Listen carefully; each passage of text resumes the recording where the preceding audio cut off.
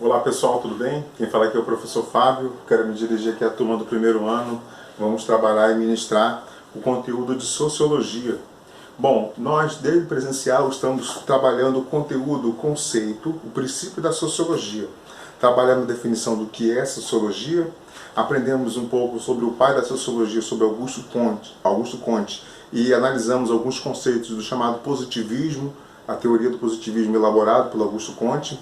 Também, ainda em aula, estudamos sobre as estruturas, sobre o modelo de Karl Marx, sobre o chamado materialismo histórico. E ainda, nos últimos 2 vídeos, trabalhamos o conceito de fatos sociais e coesão social de Jeremy Durkheim. E hoje, dando continuidade, nós estamos apresentando, para você que está ainda um pouco sem entender o projeto, nós estamos apresentando os principais teóricos da sociologia e a perspectiva e características de cada um e a abordagem sociológica de cada um. Por exemplo, hoje nós vamos estudar sobre Max Weber. Então, já aprendemos um pouco sobre o materialismo histórico de Karl Marx, aprendemos um pouco sobre Augusto Comte, o positivismo, aprendemos um pouco também sobre Emile Durkheim e a ideia dos fatos sociais. E hoje vamos trabalhar um conceito principal de Max Weber chamado ação social. É interessante isso. Eu quero que você entenda que esses teóricos, ora eles concordam e ora eles discordam das suas teorias. Então é interessante nós termos uma visão e conhecermos as características principais desses teóricos para que possamos ter uma ideia bem ampla do conceito sociológico. Então, Max Weber, juntamente com Emile Durkheim e com Augusto Comte, eles trabalham na vertente chamada positivista. Deixa eu explicar para vocês o que acontece. Dentro do sistema que nós estamos dentro do sistema chamado sistema econômico capitalista. E não apenas o sistema capitalista ele é econômico, ele também tem seus desdobramentos sociais, culturais, ele também tem o seu viés, os seus argumentos tecnológicos. Logo, nós estamos numa sociedade chamada sociedade capitalista. Quando Augusto Comte, depois Emile Durkheim, depois Weber, quando eles trabalham o conceito, eles estão simplesmente preocupados em entender como funciona a análise, eles estão preocupados em analisar e como funcionam as estruturas sociais do capitalismo. É muito diferente da proposta marxista.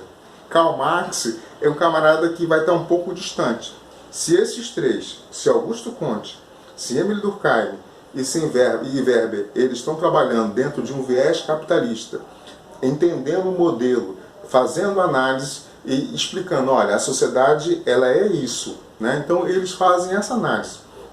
Não há nenhuma preocupação desses três em trazer grandes mudanças. Eles simplesmente constatam os fatos. Fechado? Já Karl Marx não. Karl Marx quer quebrar a roda. Karl Marx quer mudar o sistema. A proposta do materialismo histórico, dentro da metodologia científica de Marx, é mudar o sistema. Reestruturar o sistema, sai o modelo capitalista e entra o modelo comunista, entra o modelo socialista. Portanto, na percepção de Marx, é uma visão do sistema. E na percepção de Augusto Comte, de Emile Durkheim e de Weber, eles fazem análise do sistema.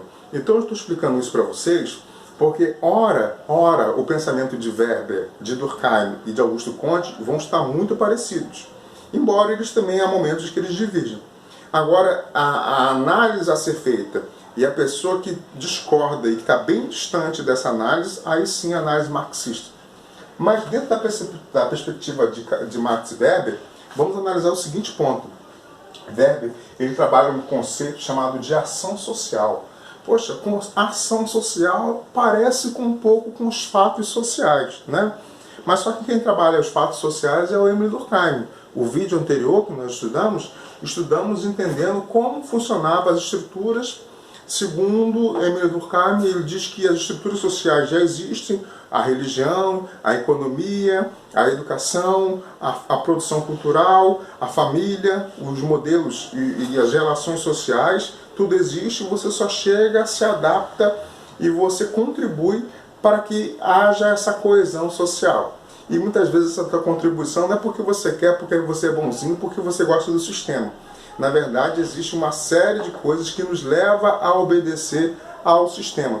O nome disso se chama coesão social. O nome disso se chama você está adaptado, você está em harmonia com as estruturas sociais. Fechado? Esse é o pensamento de Durkheim.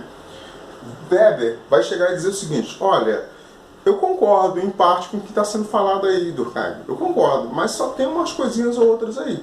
Porque quando você para analisar friamente a análise de Durkheim, você entende que Durkheim diz o seguinte: olha, a sociedade ela é estática, a sociedade ela tem essas relações, as estruturas de poder, está ali e todo mundo tem que ficar, porque mesmo que não queira, acaba que pela coesão, acaba que pela força, pela punição, ele acaba se adaptando ao sistema. Essa é a análise de Durkheim.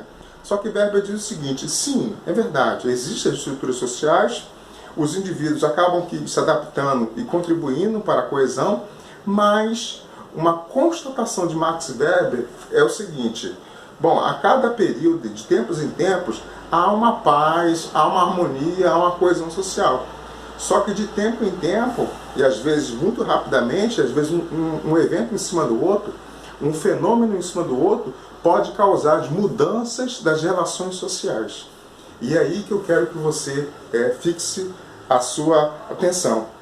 Dentro da perspectiva de Max Weber, Weber vai bater muito na tecla chamado de manifestações sociais ou ações sociais. E principalmente relações sociais. O que isso quer dizer, Fábio? Weber vai dizer que sim, existe essa ideia de coesão, tal, mas por muitas vezes e de tempo em tempo as relações sociais elas são intensas. Os conflitos de classes sociais, os conflitos de interesse, as relações do poder junto aos grupos sociais podem causar tensão, pode causar conflitos. E o resultado desses conflitos são as mudanças históricas. Olha aí, e é verdade. Quando você para analisar as mudanças históricas, a Rússia, que até então era feudalista, durante toda a Idade Média, aí veio o século XVI, XVII, XVIII e XIX, bom, os países da Europa Central passaram por reforma, contra-reforma, passaram por mercantilismo, implantaram o sistema de capitalismo, fizeram um monte de coisa, passaram por um monte de eventos históricos, houve efervescência política, mudanças e tal. E na Rússia? Na Rússia, até 1917, tudo continuava muito lento, uma Rússia ruralista, com praticamente nenhuma indústria, com somente o setor da capital absorvendo alguma mão de obra e um exército enorme de pessoas e território, mas que não tinha nenhum fruto. A partir de 1917, a Rússia se torna comunista e passa a vivenciar uma série de mudanças sociais, econômicas e ideológicas. Aonde eu quero chegar com você? Eu quero chegar com você que durante muito tempo as relações sociais na Rússia com o imperador, com a família real, era aquela relação bem tranquila. Mas houve momentos de tensões, houveram líderes, heróis que trouxeram e influenciaram a massa, influenciaram os outros grupos para causar uma tensão nas relações e houve uma mudança. Eu estou dando um exemplo da Rússia, que se transforma comunista, mas eu posso te dar outro exemplo, a independência do Brasil, a reforma contra a reforma, as mudanças do mercantilismo, a Revolução Inglesa, o puritanismo, a Revolução Gloriosa. Então, todos os eventos históricos que você possa imaginar, a independência americana, enfim, eu estou dizendo para vocês que Weber vai fazer uma análise na história e Weber vai fazer análise na sociedade do seu tempo e ele diz que as relações sociais são vivas e ora há conflitos de interesse e ora há uma tensão nas relações sociais diretamente nesses grupos. Portanto, Weber vai afirmar que as relações sociais elas são dinâmicas, elas são intensas e ora conflituosas. O resultado desse dinamismo, o resultado desses conflitos, dessa tensão, pode ser mudanças históricas. E realmente isso de tempo em tempo acontece. Tá? Analisando o nosso mundo, né, contemporâneo, você percebe que o mundo a cada ano, a cada 5 anos, a cada 10 anos passa por uma nova revolução, passa por um outro momento, passa por uma série de mudanças, correto? Então, é exatamente isso que Weber está dizendo, que as relações sociais, por serem dinâmicas, por serem conflituosas, por serem intensas, causam mudanças nas estruturas da sociedade. Bom, isso está ligado ao que Weber também vai falar da relação de poder. Relação de poder. Ora, nessa perspectiva, eu quero que você entenda que Weber vai trabalhar esse conceito chamado de ação social. Então, se lá em Durkheim o indivíduo tem que ser sim senhor ou não sim senhor, obedecer e seguir o sistema e cooperar com o sistema, Weber diz o seguinte: olha, realmente precisa seguir, precisa obedecer, mas esse indivíduo ele não é tão passivo assim não. Esse indivíduo ele não é tão quietinho assim não. E dependendo se os seus interesses sociais são negados, ou se há uma relação conflituosa, esse mesmo indivíduo que até então era quietinho, bonitinho lá, passivo, ele pode se transformar num leão, pode se transformar em relações sociais pesadas. Portanto, na visão de Weber, o sujeito, o indivíduo, ele pode e deve contribuir para as ações sociais que podem trazer a permanência da sociedade, como também pode trazer mudanças nessas estruturas sociais. Logo, na visão de Weber, a ação social é o indivíduo, a importância do indivíduo e o quanto esse indivíduo pode contribuir para as mudanças. Se em Durkheim o indivíduo contribui para a permanência, para a estabilidade, para a passividade, em Weber, esse mesmo indivíduo ele está numa dinâmica, ele está no processo, ele está numa mudança constante de acordo com seus interesses e com seus conflitos. Portanto, Weber vai começar a trabalhar alguns conceitos interessantes. E aí, eu quero fechar esse primeiro vídeo com vocês aqui, pessoal, para trazer esse primeiro ponto, que é o que seria, segundo Weber, o conceito de ação social.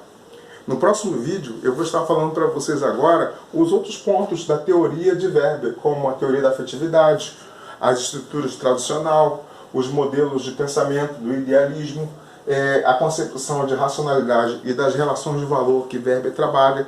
Então, no próximo vídeo, eu vou estar trabalhando os outros conceitos e as outras estruturas. Eu poderia fazer esse vídeo um pouco mais longo, mas o vídeo vai ficar muito teórico, vai ter muito exemplo, às vezes difícil de compreensão, portanto eu quero fazer um vídeo menor para você compreender e logo em seguida eu faço um outro vídeo dando continuidade a isso aí. Pessoal, fiquem com Deus, eu fico por aí, introdução a Weber, e logo em seguida vamos estar trabalhando os outros conceitos teóricos de Weber. Fechado, pessoal? Fiquem com Deus, até a próxima. Valeu!